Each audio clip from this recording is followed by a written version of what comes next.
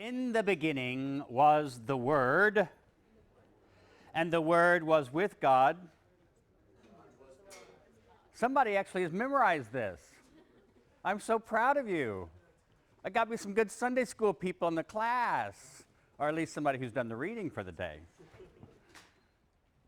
And the Word was with God, and the Word was God.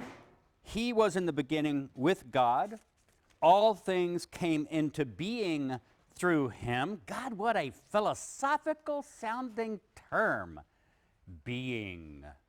It screams to be capitalized, like Hegel or someone like that would do. Being. Do you sit around in your dorm room worried about being? What is the nature of being? What is the nature of existence? Yeah? No? If you do, you're a good philosopher. What has come into being, now that's also very philosophical. In traditional classical philosophy, from Plato on, being is one kind of thing, and coming into being is something else. Things that are truly, truly, truly being don't come into being because that means at one time they were not. Man, this sounds so philosophical. And the life was the light of all people. The light shines in the darkness did not overcome it. You skip down a bit. Verse 14, the Word became flesh and lived among us, and we have seen his glory, the glory as of a Father's only Son, full of grace and truth. That sounds not only philosophical, but downright theological. No one has ever seen God. Good theological point, right? It is God the only Son. God the only Son.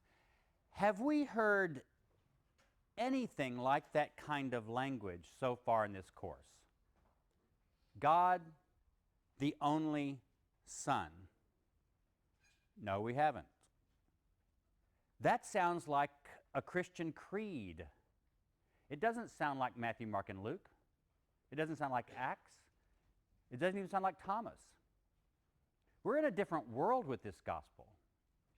This is not like anything we've seen so far.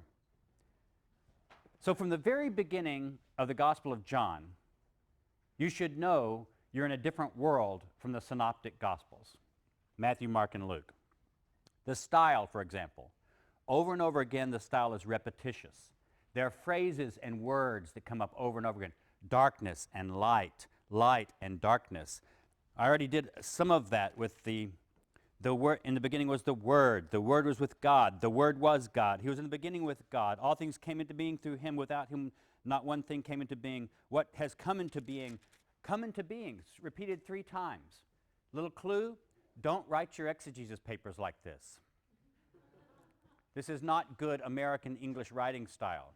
You're supposed to vary your terminology, right? A little bit, and alter your terms. That's good English writing style. This, of course, is actually fairly good ancient Greek writing style. It's just that different writing styles are different. But it's also a writing style that we haven't seen so far. So there's this repetition of words. They're memorable sayings in the Gospel of John that you don't have in other places. There's a whole lot less action in the Gospel of John and a whole lot more talk.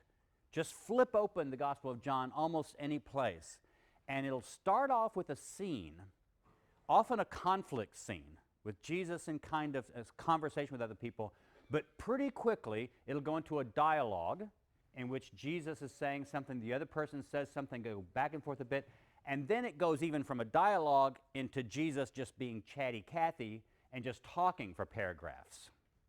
We don't have any of this kind of stuff in the synoptics of Jesus just going off on tangents for paragraphs at a time and talking for a whole chapter sometimes. And that's what you get in the Gospel of John. There are some scenes in the Gospel of John where the characters look actually more lifelike than they do in the Synoptic Gospels. Have you noticed in the Synoptic Gospels, the characters sometimes are just a tax collector, a sinner, a Pharisee, a Syrophoenician woman, a centurion who had a slave. Most of the time they don't have a name. Most of the time they say 1 or 2 things to Jesus. One of the longest conversations with Jesus that we have with another character is precisely the Syrophoenician woman you've read about, where you remember she comes and says she wants her daughter to be healed, and she's not a Jew, and so Jesus says, it's not right to take bread from the children's mouths and throw it to the dogs, calling her a dog. And undeterred, she says, yes, but the dogs get to eat the crumbs from under the master's table. That's one of the longest dialogues that Jesus has with another person, not his disciple, in the Synoptic Gospels. Very different when we get to the Gospel of John. We have this scene, we'll go to it in a minute, where Jesus has a whole chapter talking to Nicodemus. We're told who Nicodemus is, we're told a little bit about him, and then Jesus has a conversation with him. We have a whole scene in which Jesus is talking to this woman at the well, a Samaritan woman. We know more about this woman than we know about just about anybody else in the Synoptic Gospels. We know that she's had 7 husbands. How many people do we know that about? We know that, she's a Samaritan. We know where she lives. We know that she goes out to draw water. So there are a lot of places in the Gospel of John where characters actually look much more lifelike and filled out than they have been in the Gospels that we've read so far. This lecture is going to focus on the Gospel of John, but as you've already figured out, one of the main themes of the course is how were the different forms of early Christianity different from one another? It wasn't just one movement. It's not like some new religion just sprang out of the earth or fell from heaven. So one of the themes of the course has been to look at the different kinds. And the Gospel of John and then the letters of John, 1st, 2nd, and 3rd John, which we'll talk about next time, are a wonderful example of this. And in fact, if you look at the syllabus, today's lecture constitutes a certain shift in the syllabus. Because although I am talking about a gospel, and I have been talking about gospels, I put a little subheading under this week that's sort of like the spread of Christianity and how different Christian groups look different. We talked about that with the book of Acts last time. But this time what we're going to do is we're going to use Johannine Christianity, just one of those fancy scholarly words.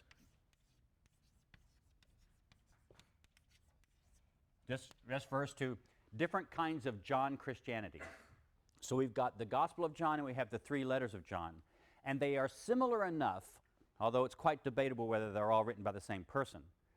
We'll talk about that when we get to the letters of John. But they're similar enough in their writing style and in their terminology and in their theological themes that we believe that all 4 of these documents, the Gospel of John, 1st and 2nd and 3rd John, represent one form of early Christianity. And we're going to call that Johannine Christianity, or some people might pronounce it Johannine Christianity. It's the same thing. So this lecture is going to focus on that. So let's first look at the narrative differences in the Gospel of John. I hope you noticed this when you were reading through it. First, there's this prologue that I started reading at the very beginning of the lecture. It has several major themes that will occur throughout the Gospel, and it's just packed into this prologue. There's first, Jesus' pre-existence. In no other Gospel do we get the idea that Jesus existed before his birth. That's counterintuitive to a lot of us, because whether you're a Christian or not a Christian, you're used to thinking about Jesus as an eternal divine being who becomes incarnate as a human being, but always existed. That's not in the other Gospels, if you noticed, but it's definitely here in the Gospel of John. So we get the pre-existence of Jesus and his divinity right there in the prologue. You get this theme of life. You get this theme of light and darkness. Jesus comes from light, he comes into darkness, the darkness doesn't receive him, he brings light to his followers. There's the coming into the world. The world is not simply the physical world that you and I know, it's the cosmos, the Greek word, where we get the word cosmology, all the universe. So Jesus comes into the cosmos. So the cosmos as a dark enemy place in which Jesus invades it, in a sense, is one of the major themes of the Gospels that you get right here in the prologue. The world is a place of enmity. The world hates Jesus. The world hates the disciples. The world hates you if you're a follower of Jesus. Birth from God. So there's this idea that people are born from God. Son and father linkage. Over and over again, God is Jesus' father in the Gospel of John. That's true in some of the other Gospels, but it's just much more so in the Gospel of John. John the Baptist as the lesser of the two is introduced right in the prologue. We don't take a while to get to John. We have John the Baptist right in verse 6. There was a man sent from God whose name was John. He came as a witness to testify to the light so that all might believe in him. He himself was not the light. This guy wants you to know from the very beginning, John the Baptist is not Jesus' equal. He's a secondary witness. Just so you don't get confused. There's the idea that the law comes from Moses, but grace and truth come from Jesus. And there's this emphasis on seeing and knowing. As we'll talk about later when I hit some of the major themes of the gospel, seeing and knowing are two definite themes for the Gospel of John, and it's all right there wrapped up in the prologue to the gospel. So John is different from anything else because in this very, very elaborately constructed, poetic-sounding, almost philosophical-sounding prologue, you get lots of the major themes of the gospel just laid out for you. So that's a narrative difference. Another major narrative difference is the relationship of Jesus and John the Baptist. In the Synoptic Gospels, Jesus' ministry does not begin until the arrest of John. Did you notice this? Jesus goes to John the Baptist to be baptized, and it looks like Jesus, in a sense, is almost a disciple of John, although the gospel writers try not to tell it that way. But Jesus doesn't start his own preaching ministry and his own healing ministry until the ministry of John the Baptist is over. So for the Synoptic Gospels, John the Baptist ministry comes here, John the Baptist ministry stops, Jesus' starts. Very clear. In the Gospel of John, that's not the way it is. Their two ministries overlap each other. So for example, sometimes John the Baptist is baptizing, and the Gospel of John tells us that Jesus and his disciples are baptizing in another part of the Jordan. What? We don't hear anything like that in the other Gospels. Jesus and his disciples over here in another part of the Jordan baptizing their disciples while John is baptizing his disciples. And then sometimes John's disciples leave John and go over and join Jesus. And then there's some discussions between them. Sometimes John the Baptist disciples come and ask Jesus' disciples, well, what does your master do about this or this or that? So there's an overlap of the two ministries that you get in the Gospel of John, and you don't get it all in the other Gospels. Another big difference, Judea and Galilee. If all you had were the first three Gospels, the ideas you would have was that Jesus' entire ministry took place basically in Galilee until the last part of his life. And then he journeys to Jerusalem, and according to the Gospels, he's only basically in Jerusalem for 1 week, and then he's crucified. That's not the way it is in the Gospel of John. In fact, did any of you notice where is the cleansing of the temple incident in the Synoptic Gospels? When does it happen? Come on. Wake up. When does the cleansing of the temple incident happen in Matthew, Mark, and Luke? All three of them. I'm sorry. At the end, right on like maybe Wednesday before he's executed. It happens the last week of his life, right before he is arrested. In fact, the Gospels present that as maybe one of the reasons that he is arrested. When does it happen in the Gospel of John? Chapter 2. Is it 2? I can't remember. Is it really 2? Okay. Yes, it happens at the very beginning of the Gospel. I couldn't remember exactly what chapter, but that's good. So the cleansing of the temple happens at the beginning of the Gospel of John, not at the end like in the others. The length of Jesus' ministry. In the Synoptic Gospels, if all you had was Synoptic Gospels, it would look like the ministry of Jesus probably lasted maybe a year, not much more than that. There's just no indication of how long it takes. But he goes to Jerusalem only one time for the Passover, and that's at the end of his life. In the Gospel of John, there are 3 different mentions of Passovers. There's the Passover in chapter 2, verse 13. This is when he goes up to Jerusalem and cleanses the temple there. There's another Passover mentioned in chapter 6, verse 4. And there's another Passover mentioned in 13, verse 1. That is the Passover that's at the end of his life when he's arrested. So there's 3 Passovers that occur in Jesus' ministry according to the Gospel of John.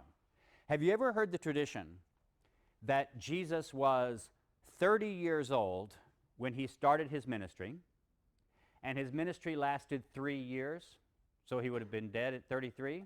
You may have heard that. Do you know how people got that tradition? It's not in the Bible anywhere. They get the 30-year-old idea from reading some passages in Luke and the idea of when he started his ministry. They get the 3 years from reading the Gospel of John. So notice how they've taken one little detail about Jesus' life from Luke, a different detail from John. They combined them together to give you the tradition. But no gospel actually has that teaching in it. Christians have pulled the details from the Gospels together. That's because John's the only one that indicates that according to his reckoning, Jesus' ministry covered at least 3 Passovers. The other Gospels don't have that. Jesus' parents and hometown. According to Matthew, Jesus' family is simply from Bethlehem. That's where they start off. That's where they end up. So Jesus' family is from Bethlehem. Jesus later goes to Galilee. According to the Gospel of Luke, Jesus' family is from Galilee. They go to Bethlehem only for the census, and then a month or so after the birth, they go back to Galilee. So we've got differences right there. Matthew simply has Jesus' family from Judea in the beginning, and they end up moving to Galilee after they go to Egypt. Luke has them from Galilee, go to Judea, go back to Galilee. John doesn't have anything about this Bethlehem birth. In fact, he has, in chapter 7, verse 31, people say, how can you be the Messiah? Who says the Messiah is supposed to come from Galilee? The Messiah is not supposed to come from Galilee. The Messiah is supposed to come from Bethlehem. And the writer of Gospel of John, wouldn't this be a great time if he could just say, these stupid Jews, they don't know that Jesus actually was born in Bethlehem, and therefore he is from Judea. He doesn't say anything like that. He just allows the reader, you the reader, to believe that, yeah, Jesus really was from Galilee, and you know what? That doesn't matter. They must have gotten it wrong. They must not have thought that the Messiah could actually come from Galilee, but he can. So again, the Gospel of John, different in its narrative structures. The Last Supper. The Last Supper in the Synoptic Gospels is a Passover meal. The Last Supper in John is not a Passover meal. In fact, also, the Last Supper is not the institution of the Eucharist in John. In Christian churches, we observe the Mass or the Eucharist, and we say, Jesus established this in his Last Supper with his disciples. Do this in memory of me. That goes back to Matthew, Mark, and Luke. The Gospel of John doesn't have that. There's no place in the Gospel of John where Jesus initiates the Last Supper. He doesn't take the cup, he doesn't take the blood and say, do this in memory of me. What happens at the Last Supper in the Gospel of John? He has a foot washing. There's a foot washing ceremony. Notice again what Christian tradition has done here. Any of you know what Maundy Thursday means in Christian churches? Maundy Thursday refers to the Thursday before Good Friday, which is the Friday before Easter. And on Good Friday, according to the tradition, Jesus was executed. The Thursday night before is when he has the Last Supper with his disciples. Now, in many Christian churches, on the Thursday before Easter, not only will they have the Eucharist service or a communion service, but they'll also have a foot washing service. At the church where I go, the different priests will actually get down on their hands and knees and put towels around themselves and wash the feet of anybody in the church who comes forward on Thursday night before Easter. They're doing that in imitation of Jesus' foot washing of his disciples at the Last Supper in John. But notice what we've done here. Again, Christians have combined the Last Supper and the Eucharist establishment from the Synoptic Gospels with the foot washing service from the Gospel of John. And they put them together. But they weren't together in our Bible. They were in 2 separate documents. The arrest is also very different in the Synoptic Gospels. In the Synoptic Gospels, they come to arrest Jesus, and they just arrest him, and there's a few things. In the Gospel of John, there's this funny scene. It's actually very humorous, where they come up with the swords and the clubs. You know, it's the middle of the night in the garden, and they come up to Jesus, and Jesus says, who are you looking for? And they say, Jesus of Nazareth. And Jesus says, I am he. And they all fall over on the ground. It's like an Indiana Jones thing. The power of him saying this knocks them all over. And they get up and do it again, and they all fall over again. The whole scene of the arrest of Jesus is very different in the Gospel of John. At his trial, in the Synoptic Gospels, Jesus says almost nothing. Some of the Synoptics say he said nothing. Others of the Synoptics say he said something. But he's very, very quiet. In the Gospel of John, he just carries on this whole philosophical discussion with Pilate about what is truth. He just keeps talking and talking. Very different scene. On the crucifixion, there's some differences. Remember, I'm here rehearsing just narrative differences between the first three Gospels and John. These are places where just the story is different in its details. According to the first three Gospels, the crucifixion takes place on the first day of Passover. The Thursday night supper, remember in Jewish calendar reckoning, a day begins at sundown. So on sundown of Thursday night, that's beginning of Friday. And in the Synoptic Gospels, that's the beginning of the Passover. So they wait till sundown and they have the Passover meal Thursday night. And that's the beginning of Friday, the first day of Passover. And it's on the Friday, the first day of Passover, that Jesus is actually executed. That's not the way it is in the Gospel of John. Read the execution narrative in the Gospel of John. According to the Gospel of John, Jesus is not crucified on the first day of Passover. He's crucified on the day before Passover. And how do we know that? Because it says when they were crucifying him was the same time they were slaughtering the lambs in the temple. Notice, it's a wonderful little symbolism, right? Right when Jesus is being slaughtered, the lambs for the Passover meal are being slaughtered. Because what you'd do, of course, if you were a Jew in Jerusalem, you'd take your lamb to the priests on Thursday. You'd have them slaughter it, pour out the blood. They'd take a little bit of it. Then you take it back home to your family or to the hotel where you're staying or to the picnic ground where you're staying, and you cook your lamb, and that's where you have the Passover meal. So according to the Gospel of John, Jesus is executed at the same time that they're slaughtering the lambs, which means he's not executed on the day of Passover, but the day before Passover. Completely different. And the last big narrative difference with the Gospel of John from the Synoptics is this guy named the beloved disciple. Who the hell is the beloved disciple? We don't know who he is. According to Dan Brown and what's that awful book? Da Vinci Code, right. According to Da Vinci Code, the beloved disciple is actually a girl, Mary Magdalene. I guess it's because he couldn't believe that Jesus could be, attracted to a guy, so he had to invent a girl to be the beloved disciple. Heterosexist, as, modern novelists are. No, the beloved disciple is a man, and we don't even know who he is. He's Jesus' favorite disciple in the Gospel of John.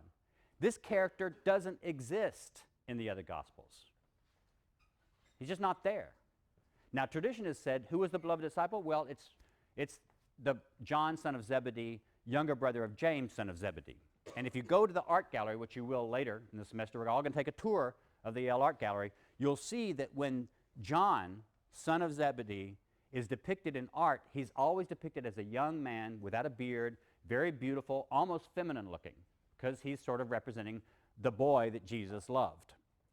Well, we don't know that it was John. The Gospel of John doesn't tell us it was John. It just tells us it's the beloved disciple. So most scholars are just willing to say whoever this beloved disciple was, and maybe it was just a figment of the literary pretensions of this writer. Maybe there was no historical beloved disciple. We don't know. But he's a strong character in this gospel, and he doesn't appear anyplace else but in this gospel. Notice, in all those ways, the Gospel of John is very different from the other three Gospels. That in itself makes it really interesting to study. It opens up a window for us of an entirely different kind of early Christianity than we would have if we didn't have this gospel. So it's really wonderful.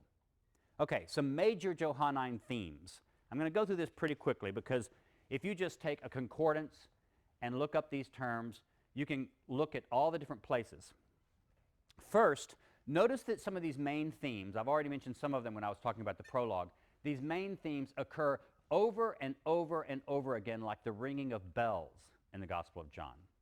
Every once in a while you'll see one in one chapter, and then you might not hear it to the next chapter, a few chapters later, but they'll just keep coming up. So this author hits you over the head several times throughout the Gospel with the same themes coming back at you. One of them is the descending and ascending Redeemer figure. Jesus is the one who came down from above, who's going up. Look at 151. Now we're going to run like bunnies through the text here. So get your text out and be prepared. Lick your finger. Come on, lick your finger. You're not going to get sick. It's your own finger. 151, and he said to him, very truly I tell you, you will see heaven opened and the angels of God ascending and descending upon the Son of Man. So the angels are ascending. Look at 3:13. No one has ascended into heaven except the one who descended from heaven, the Son of Man. Look at 3:31. The one who comes from above is above all. The one who is of the earth belongs to the earth and speaks about earthly things. The one who comes from heaven is above all. And I could go on. 132, 638, 641, 658, 2017. Just look up this coming and rising, and look up these words in a concordance, and you'll find they recur over and over in the Gospel of John. Very similar to that one is the theme of being lifted up. So Jesus in 3:14, in 12:32, in 8:28. You don't need to remember these numbers because you can look at a concordance and you can read this and you can just mark out in the margins of your Bible whenever you see this idea. In all of those, Jesus is the one who will be lifted up. And this is a puzzle. One of the things we'll find is the Gospel of John likes puzzles. He likes riddles. So what does this mean when Jesus talks about the Son of Man being lifted up? Does it mean his ascension into heaven? Does it mean his resurrection from the dead? Does it mean his being put on a cross? Because when you nailed somebody on a cross, you did it on the ground and then you put them up like this. So does the lifting up of the Son of Man refer to his crucifixion or his resurrection or his ascension, going back to the Father? It's a puzzle. We're never told exactly. And that's one of the wonderful things about this text is that it plays with you all the time. It wants you to wonder about what's being meant here. So that lifted up is one of the themes that goes along with this going up and coming down. And then another part of that theme, see, these themes get complicated, is when Jesus says, everyone who comes to me, when I'm lifted up, I will lift up. So Jesus says he will lift up people who are his disciples. So this going up and coming down is all the way through the Gospels. That's one of the main themes. I mentioned seeing. Okay, we're going to run like bunnies through the text. 1:18. No one has ever seen God. It is God the only Son who is close to the Father's heart, who has made him known. Oh, now see, I should have told you. Knowing is another theme there. We got two themes right in the same verse, seeing and knowing. And the relationship between seeing and knowing in the Gospel of John is also difficult. It's not always clear. Do you know by seeing, or does seeing lead to an inadequate form of knowing? These are big exegetical problems that the Gospel of John poses and scholars argue about. Look at 134. And I myself have seen and have testified that this is the Son of God. Okay, I have seen. Look at 139. He came to them, come and see. They came and saw where he was staying. In other words, just look in a concordance for every time you find the word see, saw, seeing. And you'll just find it over and over again. Chapter 3, verse 3, chapter 3, verse 11, chapter 3, verse 32, chapter 3, verse 36. Several right there in chapter 3, et cetera, et cetera, et cetera. And again, it's always a little bit difficult to figure out, do you have to see to have faith in the Gospel of John? Or, because it sounds like one place toward the end of the Gospel, Jesus says, blessed are those who believed without seeing. He says to Thomas, blessed are you. You saw and so you believe, so that's okay.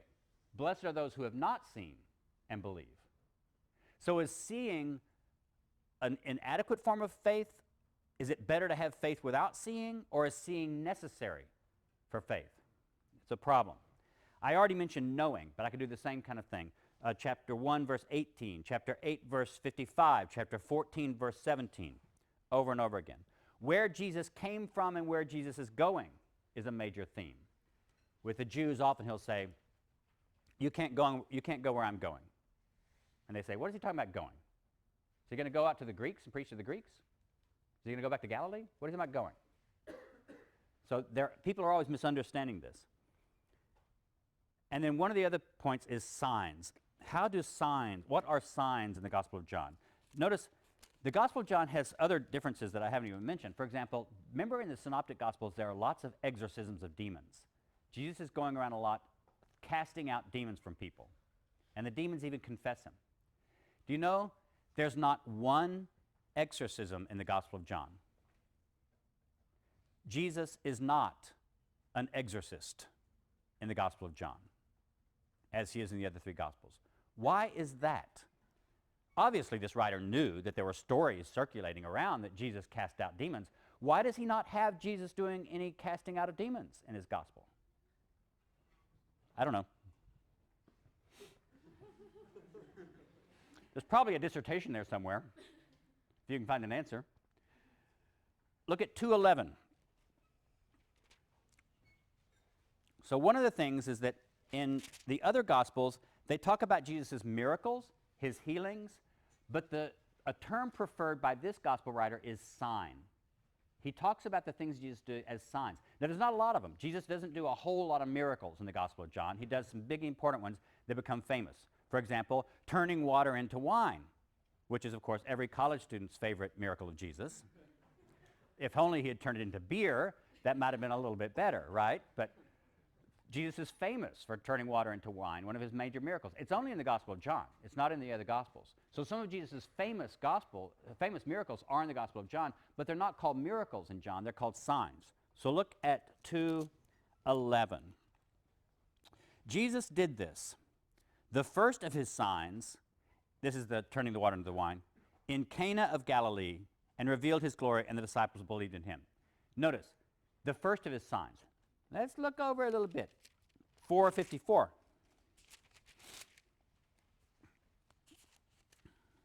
Now this was the second sign that Jesus did after coming from Judea to Galilee. The second sign. This has actually led some scholars to say that one of the sources this writer may have had is a signs book, a collection of signs, that is, miracles that Jesus did. But notice, they're not just a miracle that Jesus does and then casts off. I think that the author uses the term sign because most of the time you can actually do an exegesis of these signs narratives, and they have some kind of symbolic meaning. So the signs in Gospel of John are not just miracles to prove Jesus' power. They seem to have some kind of theological or symbolic meaning embedded into them also. So the signs, again, is one of the major themes of the Gospel of John. But one of the most important things that drives the Gospel of John is sectarianism. What do I mean by sectarianism?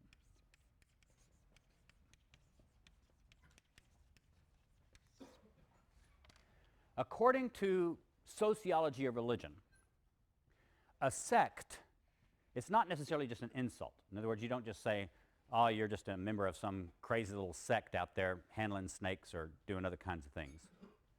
A sect is a sociological term that refers to any group, whether it's religious or not, although we usually tend to use this in religious contexts, that considers itself very well cut off from the rest of society. So, for example, I grew up in a very, very sectarian fundamentalist church in Texas. By sectarian, I mean that we basically believed that we in my church were the only ones going to heaven. So in fact, we would call each other brother or sister. And you wouldn't even call a Baptist. I mean, we thought the Southern Baptists were going to hell. You know, that's how much we were the only ones. There was nobody who was right like we were right. So you'd call each other brother. Brother Lamar. All the old men in the church especially would call brother. But you wouldn't call people brother who were outside that group. So we were the only Christians. You had to be in our group. In fact, people would even talk about, you know, something like if you brought somebody to church as a visitor, somebody might come up and you say, well, is she a member of the church? They didn't need to say our church or our denomination. It was just the church, because the church meant our church. So what made this group a sectarian group was we had very firm boundaries. There were debates about whether it was okay to marry outside of that boundary. Could you actually marry a Methodist? Oh, God, no. And God help you, a Roman Catholic. So the stronger the walls, between your group and outsiders, the more sectarian your social group is. John's church seems to be a very sectarian group. And that's one of the things why does he talk so much about dark and light? These are stark divisions, insiders, outsiders, up, below.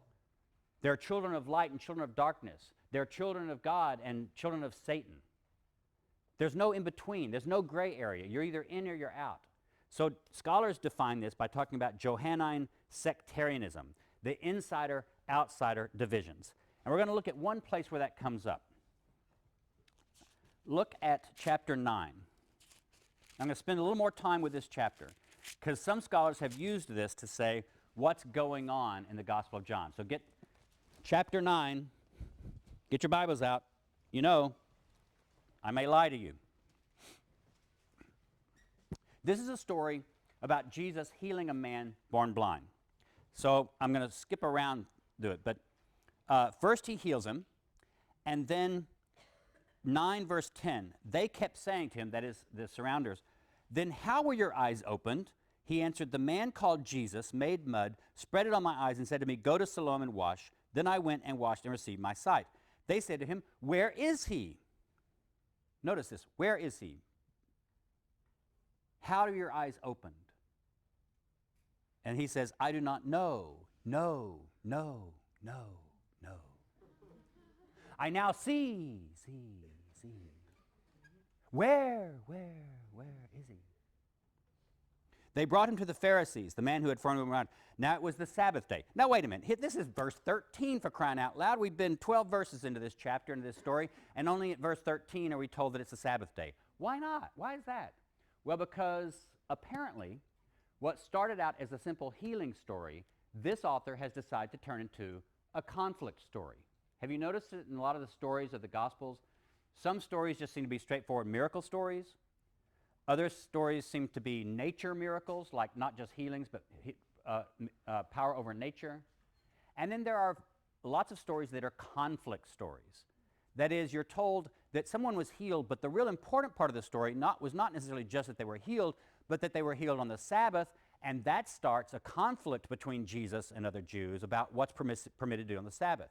By the time you get to verse 13, what started out as simply a healing story, although it may have had symbolic meaning because the man's blind and he comes to see, and those are big important themes for the Gospel of John, now it becomes a conflict story over the Sabbath. So he tells the story again to the Pharisees in verse 17. So they said again to the blind man, this is the Pharisees, "What do you say about him? It was your eyes he opened. He said he is a prophet." Okay, so that's important. The Jews did not believe, this is verse 18, that he had been born blind and they received his sight until they called the parents of the man who had received his sight and asked him, is this your son who you say was born blind? How then does he see? His parents said, we know that this is our son and that he was born blind. We do not know how it is that he now sees, nor do we know who opened his eyes. Ask him, he is of age, he'll speak for himself. His parents said this is the narrator speaking now. His parents said this because they were afraid of the Jews. Now wait a minute. All the people in this story are Jews. Jesus is a Jew. The blind man's a Jew. His parents are Jews. They're all Jews. Why are we talking about some people being afraid of the Jews? For the Jews had already agreed that anyone who confessed Jesus to be the Messiah would be put out of the synagogue. Now, I hate to tell you folks, but that's just outright anachronistic. There was no movement going on during the life of Jesus where anybody that confessed anybody to be a synagogue would be excommunicated, Jesus to be the Messiah, would be excommunicated from the synagogue. That just didn't happen. There were all kinds of people who thought the Messiah was around. There were debates about this, but you didn't have any synagogue rulers going around saying, well, we're going to make a rule. Anybody who claims that Jesus of Nazareth is the Messiah will be excommunicated, we'll take their union card away from them. They can't come to high holy days. We will return their dues. It just wasn't going on. Now, it may have been going on decades later when this guy wrote the gospel, you see. So now, we'll keep reading. What's going on here, of course, is what you believe about Jesus the Messiah has to do with whether you will be allowed to stay in the synagogue. If you take Jesus to be just a prophet, you might be allowed to stay. If you confess he's the Messiah, you'll be kicked out of the synagogue. That's the basic conflict of the story. So we keep reading, and they go into more and more conflict. Look at verse 30. Then the man answered, they're basically saying, look, we know Moses. This guy can't be the Messiah. He must be wrong. The man answered, here is an astonishing thing. This is the man born blind who now sees. You do not know where he comes from, and yet he opened my eyes. See, I see, I see. We know that God does not listen to sinners, but he does listen to one who worships him and obeys his will. Never since the world began has it been heard that anyone opened the eyes of a person born blind. If this man were not from God, he could do nothing. They answered him, you were born entirely in sins, and are you trying to teach us? And they drove him out. They kicked him out of the synagogue. Jesus heard that they had driven him out, and when he found him, he said, do you believe in the Son of Man? He answered, and who is he, sir? Tell me so that I might believe in him. Jesus said to him, you have seen him, and the one speaking with you is he. He said, Lord, I believe, and he worshiped him. Jesus said, and this is how the story ends, okay? So this must be important. I came into this world for judgment, so that those who do not see may see. Now is Jesus still talking just about blind people? No. We can see that the whole story was an allegory now. And those who do see may become blind. Some of the Pharisees near him heard this and said to him, surely we're not blind, are we? Jesus said to them, if you were blind, you would not have sin, but now that you say we see, your sin remains. Some scholars have pointed out that what's going on with this chapter, chapter 9 in John, is a wonderful way to see how the writer himself has taken what may have been a simple miracle story that he got from tradition about Jesus healing a blind man. And he does a couple of things with it. For one thing, he pulls up to the surface these themes about blindness and seeing and coming from God. And this all plays into the identity of Jesus as the Messiah. And then he tells the story like the blind man is sort of like someone who comes to faith in Jesus as the Messiah. And he recognizes it. But sure enough, if he really confesses that, he's going to be thrown out of the synagogue. And so he leaves the synagogue and he joins up with Jesus. He's thrown out of the synagogue. He becomes a disciple of Jesus. In other words, allegorically speaking, he has to leave the synagogue, and therefore he becomes a member of John's church. There are other people who suspect that Jesus may well be the Messiah. They want to confess him, and they don't do so because they're afraid about being excommunicated from the synagogue. Notice how this story has become an allegory for what's going on in the time of the writing of the piece itself. The gospel writer is telling a story about a blind man, but he's also telling a story about the conflict that his church is having with the synagogue in the neighborhood. The main thing that's going on here also is that Jesus is the one who brings about this division that takes place. What's the main focus of the division? Christology. Remember I talked last time about different Christologies? What Christology is what do you believe about the nature of Jesus Christ? Is he just human? Is he God? Is he some of both? Is he a prophet? Is he only a prophet? Is he a moral teacher? Is he only a moral teacher? Is he the Son of God? Is he equal to God the Father? All these are options. And the first several hundred years of Christianity is all wrapped up in fights over which of the many different options you have for what you believe about Jesus is going to end up being the right one. What's going to end up as orthodoxy? The Gospel of John is a wonderful place to see this very thing starting out. So look at chapter 5, verse 19. Actually, no. We're going to go back and look at... Yeah, that's right. Let's go look at 5:19. I'm going to back up in a minute and go back to some other dialogues. Don't worry, I'll finish on time today, but we will probably take up again some of the Gospel of John next time before we talk about the letters of John. Chapter 5, verse 19. Jesus said to them, "Very truly I tell you, the Son can do nothing on his own, but only what he sees the Father doing. For whatever the Father does, the Son does likewise. The Father loves the Son and shows him all that he himself is doing, and he will show him greater works than these, so that you will be astonished. Indeed, just as the Father raises the dead and gives them life, so also the Son gives life to whomever he wishes. The Father judges no one, but has given all judgment to the Son, so that all may honor the Son just as they honor the Father. Anyone who does not honor the Son does not honor the Father who sent him. Verily, truly, I tell you, anyone who hears my word and believes him who sent me has eternal life and does not come unto judgment, but has passed from death to life. Look at 5:18, right before that.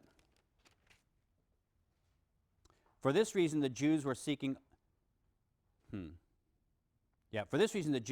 all the more to kill him, because he was not only breaking the Sabbath, but was also calling God his own Father.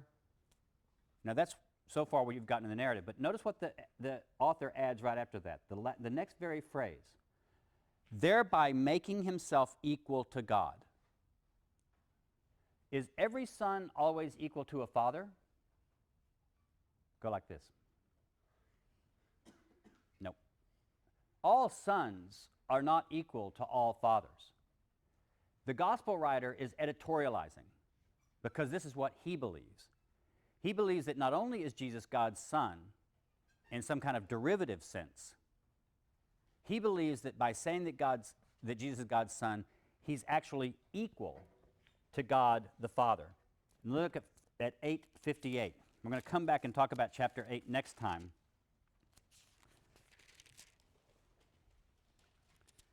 There's this, chapter 8 is one of these classic scenes in the Gospel of John, which start out with Jesus just talking to someone in what seems to be a cordial and relatively peaceful mood. And then as the conversation goes on, things get more and more heated. And people accuse Jesus of things, but Jesus is just as bad. He accuses people of stuff all the time. Ridiculous stuff sometimes. Like they're children of Satan. And the whole thing ends up with this big division, and everybody's starting to throw things at each other. And then the next chapter will start, and you'll see them talking again, and again it comes down to a big division. So this is the end of chapter 8, which is one of these scenes of a discussion turning into a fight, turning into a brawl, turning into a division. And where does it end? Verse 58, chapter 8, Jesus said to them, very truly I tell you, before Abraham was, I am. So they picked up stones to throw at him. Isn't that interesting? All he has to say is, I am. Why is that so much of a problem? Where does I am come from? Yes? That's the declaration of what God is when God says, I am, to whom and where in the Bible? Moses in front of the burning bush. Exactly. The very name of God, which those of us who are non-Jewish, we usually say is Yahweh. There are only 4 letters, right, in Hebrew. And those 4 letters don't have vowels attached to them. So we're not really sure how to pronounce them. In your English Bible, they're usually translated by Lord in small caps. Whenever you see Lord in small caps in your English translation of the Hebrew Bible, that means that the tetragrammaton, the 4 letters of God's name, are in the Hebrew. But according to pious Jewish usage, you never pronounce those. So you would say something like the Lord as a substitute. And that's the way in the Greek Bible it does. Since the Greek Bible didn't know what the name was, it just would say Adonai or the Lord or something like that. And so we use that in English translation. But the scholars think that perhaps the best translation for those 4 letters as they occur in Exodus is beingness, or I am. Notice what Jesus is saying. He's claiming to be the one who spoke to Moses out of the bush. That's radical. That's way more radical than anything we've seen in the other Gospels. Jesus could be the Son of God and still not be God. Jesus could be the Son of the Father and still not be equal to the Father. Jesus could be the Messiah and still not be divine. And Jesus could be even the Messiah and divine and still not be I am. In the Gospel of John, nuh-uh. Jesus is I am. He's the one who spoke to Moses. It's no wonder that the Jews tried to stone him. We'll talk about that further next time.